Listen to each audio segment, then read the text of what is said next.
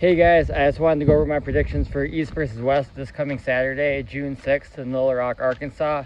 I have more to say about some of these matches than others. I've seen some people say this card's not quite as exciting as some of the other cards in their opinion. I think it's a really exciting card. Obviously, some more Americans on this card probably than on some of the other cards. And if you don't know all the Americans, the ones that aren't like top 10 in the world, I could see how it might not be quite as exciting, but I think it's a really good card.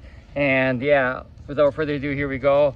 I'll start by saying there is one match I don't know anything about, the women's match. I don't know the women. I didn't really research anyone I didn't know. I'm going off memory here. Auden Larratt versus Jeremy Parker.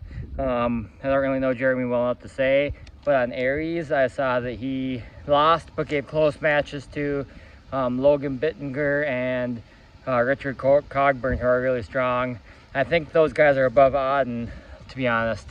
And the factor is, though, this is at 115 kilos, so Jeremy has to lose like 50 pounds or something. I think he's losing like 50 or 60 over a couple months, 2-3 months, but he has to lose like 20 or 25 in the last month. If he's as strong as he was, I think he's the favorite. Obviously, Auden's gonna try to manipulate the setup. I'm gonna go, man, if Jeremy was staying heavy, I'd go Jeremy. I'm gonna go Auden on this one. Because that's a lot of weight to lose, and I think Auden's going to manipulate the setup a lot, and I don't know how Jeremy's going to handle that. I don't know Jeremy that well, though, so it's hard to say. Jason Merlo versus Ryan Bellinger. This is an undercard match also, just like the last one, but I feel like this could be on the main card because this is arguably for number one in USA. On armfighter.com, we have Ryan ranked number one. Arguably Adam could be ranked number one, though, or someone different, but yeah, so I think this is going to be similar to Ryan versus Alan Ford. I don't see a scenario where Ryan does not lose his hand, but as we know, Ryan can pull without his hand. The question is, can Jason finish the match after he takes the hand? And I don't see any scenario where this goes inside. If it does go inside, it's a bad day for Jason Merlo. Ryan's arm's too strong. Ryan recently beat Robbie Russell. It was 3-1. He took one loss. Not sure exactly how that match went. I can't remember. And yeah, I think Merlo's better than Alan Ford. Like, Alan might be quicker, but I think Merlo's got more horsepower. So once he takes the hand, he'll have a better chance at finishing. And Merlo's looked really impressive lately. He won the 8-man battleground in Utah last fall. Beat Brandon Alcester. I can't remember head-to-head who he beat, but he won the class to contain Craig Toulier, Brandon Alcester, Robbie Russell, John Theron, Paul Talbot, and some others.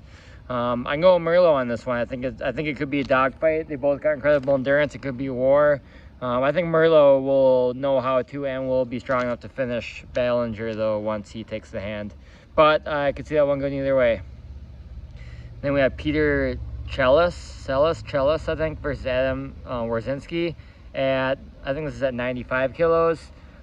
Peter's really tall, long arm, really good top roll, and Adam's the untop rollable guy. So the guy that's amazing at top rolling versus the guy that historically cannot be top rolled. Interestingly, I believe Peter took second last year at WAF at 100 kilos, 220, versus Adam took second at 85 kilos. So 85 kilo second place versus 100 kilo second place from WAF Worlds last year. But that being said, it's at 210, and they're both probably cutting from like 220. Adam's putting a lot of size. I'm going to go Adam on this one just because he beat Sandras back in February. That was super shocking, and he's just so strong. Like, I don't see him being top rolled. I'm going to say 3-2, though. I think Peter maybe wins 2. Like, he won't take his hand, but he'll start top rolling. Adam will kind of sink it in, but go down. Because Adam, if there's one weakness with Adam, I'll even say this. If Adam has one weakness and it's speed, like, he's incredibly strong. His endurance is off the charts. His wrist is insane. But he's not the quickest guy. So if he can put the brakes on you, it's a bad day for you. And if he can't, obviously he loses. So I'll say Peter gets 2 of them. Good match, though. That's at 95 kilos. Maybe the winner can get maybe Sasho. That'd be a good one, I think. If Sasho's still, he hasn't pulled knees for his West for a while, but or Manifester, the winner of that could maybe pull Manifester. Might be a bad day for them if they pull Manifester, though. I don't know, maybe not, though. It could be good. Then we got kind of a new match, but Justin Bishop versus Tom Holland. Justin was supposed to pull Daniel Ustinov. Daniel couldn't get his visa in time, apparently. I haven't seen, I believe, I could be totally wrong, but I think Tom, this is at 77 kilos, 170. I think Tom's been heavier lately, but he's dropping weight. Like, I think he's been like 85, maybe 87 kilos, like 190. I guess Bishop walks around probably at like close to that, 83, maybe like 184, 185, or 182. But anyways, Bishop's looking really strong. All the videos I've seen. He'll probably try a top roll. Tom's got a long arm. He's hard to top roll, and he's got really good stamina. If it turns out into an all-out dogfight, I think Tom's got the endurance, but I think Bishop's got more horsepower. So I'm going to favor Bishop in this one because I think he's really hungry, and I think he's coming in very strong versus Tom just got this match on short notice with like 3 weeks notice, maybe less. Obviously, I assume Tom's in shape. He wouldn't come if he wasn't in shape, but I think Bishop's peaked, and I think he's going to be too strong. But if it turns out into an all-out war, Tom could have the endurance. But not saying Bishop's endurance is bad, but I think Tom's is better. But then we have kind of a weird match. We have Cody Merritt versus Jerry Caderet, left-handed. It's weird because we haven't seen Jerry pull left-handed in several years, but they did pull in 2016, last time they pulled, so 10 years ago, almost exactly. I think it was 10 years this month, in a tournament, and Cody had Jerry close, couldn't finish him, and popped his elbow. I'm not sure how Jerry's left arm is now versus then, because obviously we haven't seen him pull in like 10 years left-handed. I assume it's similar. And Cody's stronger now than he was then, because back then he was just coming back from taking a several-year break and was not at his peak yet. Like back then, he pulled a guy from Kentucky named Josh Reichart, I think was his name, and lost to him, if I remember, at Nationals. So like he was strong then, but he wasn't top 5 in USA yet. He's a lot stronger now. But the interesting thing is I just listened to this podcast, and Cody, last few years has been around 355, 360. He's down to 291-ish. Trying to lose weight smart to be healthier and lifting weights a lot, but I don't think he'll have lost too much strength. Obviously, like, his strength in the gym's probably the same, but the body mass is just less. And Jerry also said he's under 300 for the first time since 2004. He's like 281, or 275 he said, but he might be like 280. Good match, maybe. I'm not really sure. It's hard to say because we haven't seen Jerry in so long, but I mean, Cody's been one of the best in North America for a long time. For the last several years, if your name's not Pablo, Corey West, Devin Larratt, you're not going to hold a candle to him. It's not going to be close. So maybe Jerry's third, fourth in USA. It could be possible, but I have to say Cody's the favorite in this one. I wouldn't be shocked if Jerry won, but I got to say Cody's the favorite. Then we have Craig Tulay versus Yanis Simolians. I've seen some people say Yanis is going to dominate, which is ridiculous.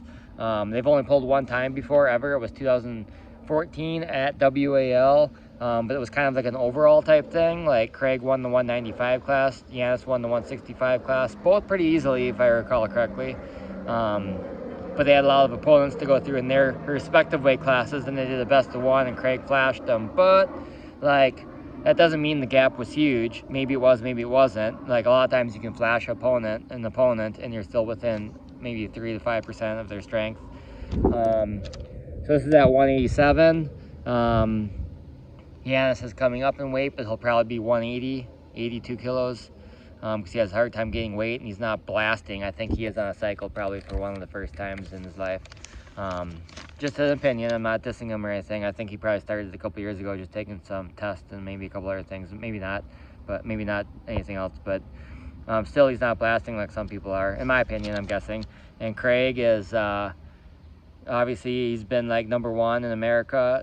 You could debate #2 because he hasn't pulled David Egan, but he's been ranked #1 in North America for probably a decade, at least. Besides when Todd Hutchings dropped down to 195 pounds back in the day. So anyways, I think that Craig is undoubtedly stronger. If it stops and it can turn into a dogfight, Yanis probably has better endurance. Also, Craig could lose a round or two on fouls. Honestly, I think he only fouls if it's close. Like, if Yanis hasn't, like, Craig's gonna get the hit, he's gonna get Yanis halfway down or so. If it stops him halfway down and Yanis can stop him with pronation still and not pull him up, then I think Craig could elbow foul. If Yanis is strong enough to stop Craig's hit, it will cause Craig to elbow foul. Craig's own fault. But but I think Craig's probably just stronger. Both very experienced, very technical. Between the two of them, they probably have like 60 years or more of arm wrestling experience, maybe 70 years. So they're both smart, they're both experienced, and I think they both have good endurance, and they're both quick. But I would say Craig has more power, undoubtedly. But if it does stop, Yanis probably can out-arm wrestle him. But I gotta say Craig's too strong. I'll say he loses 1 on fouls and wins 3-1. Then we have Irakli Irakashvili versus Yoshi Kanai, one of the matches I'm most excited about. Someone at practice asked me about this match like a month ago, maybe more. And I said, to be honest, I thought about it. I didn't really think about it too much at that point, but I think that Yoshi will stop him and that Irakli won't be able to finish him. But then I thought about it, well, because to finish him, he'd have to have a press, but I guess he did press John Brzenk back in the day, a few years ago. So he does have a press. That could be a weapon to beat Yoshi. I'm gonna go Yoshi. I think it's gonna be. I think it's gonna be the match of the night, and Yoshi's gonna win an all-out dogfight, 3-2. It's gonna be absolutely insane, and whoever wins this should get a crack at Nugo. I think this is at 105 kilos, by the way. I think both these guys are vying for spots in the top 5 at 105 kilos. Like obviously it's Oleg Petrenko, Michael Todd could factor in after this weekend. Todd Hutchings probably should be ranked number 3. And then for the rest of the spots, like, honestly, I think Batcho Saganashvili could immediately take one of those spots. But after him, Alajan right-handed, Nugo, Petro Marahan, Yoshi, and Irakli, like, those guys are really the guys that, like, 2 of them are in the top 5 probably. But which ones, we need to see more matchups between them to see. So whoever wins this, I'd like to see him pull Nugo, or maybe Todd Hutchings, or I guess Petro Marahan. Yoshi already pulled, or yeah, Yoshi pulled Petro, right? I think a few years, or earlier this year, and beat him in a surprise, in my opinion. So I'll go Kanai on that one, but that could be an all-out dogfight. Could go either way. Alex Krdecha versus Tobias Sporong. Tobias has one of the best top rolls in the world. Alex, even though he doesn't have any wins left-handed, he did have wins on Morzo, but lost a super match. He doesn't have any super match wins. I still say he's one of the strongest arm wrestlers, for sure top 10, strongest left arms in the world. And I think Alex is going to win this one.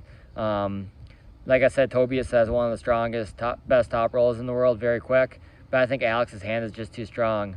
And I think that he'll be able to contain Tobias' top roll. I think it's going to be close. I could see Alex stopping the top roll and just dominating too, though.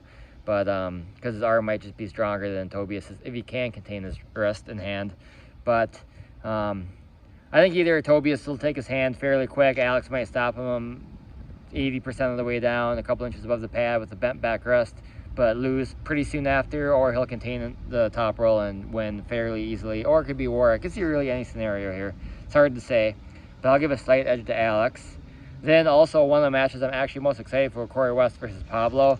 I was going with Corey West. I think I'm going to go Pablo, though. I'm going to change my mind. I heard Cody Merritt said he's 296 pounds right now, that Pablo is. He trained with him 2 weeks ago, and he said Pablo, he couldn't even move Pablo, he said.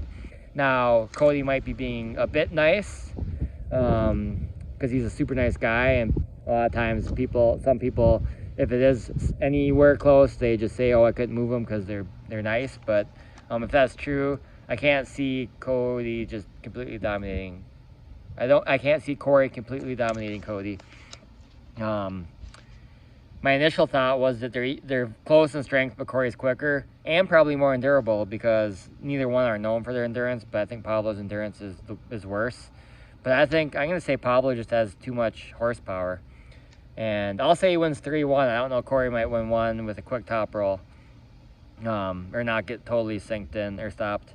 But I think Pablo's stronger, and Pablo's been confident for years, according to Travis Bajan, that he can beat Corey. He's always said he can beat Corey. He's very confident. So I say Pablo's ready for this one. Last time we saw him against Wagner, he did not prepare, and he beat Wagner, which was shocking. Yeah, I'll go Pablo. I think it could go either way. Then we have Todd Hutchings versus Bogdan Stoica. I think Todd's a heavy favorite in this one. I'll admit I underestimated Bogdan against Nugo and against Paul Lynn, but even if it's a close, I've said this, I'm kind of being funny or disrespectful, you could say, but even if it's close, Bogdan's just going to elbow foul. But yeah, I could see Todd winning pretty easily, or I could see it being a war. But if it's a war, like, not that many people can outlast Todd. I think there's going to be elbow falls on both sides. but I'll say 3-1. I'll say Bogdan does get one, maybe on fouls. I'll say it's a close match with fouls on each side. Maybe Todd falls out once, Bogdan falls out at least once, and then in the end Todd wins. It's a title match, so I'll say 4-1. Hermes Gasparini versus Morozov. A lot of people are underlooking Morozov. I think that's the word. I think that's the correct word.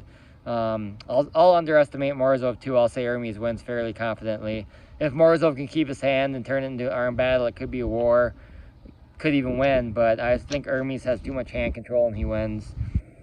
Then one of the matches I'm most excited for, a new one added to this card a couple of weeks ago, Alijan Moratov versus Rykard Boardman, right-handed, super heavyweight class. This is good. I think that I think Alijan wins it. I see a lot of people saying Alijan's going to dominate, but this is right-handed, not left-handed.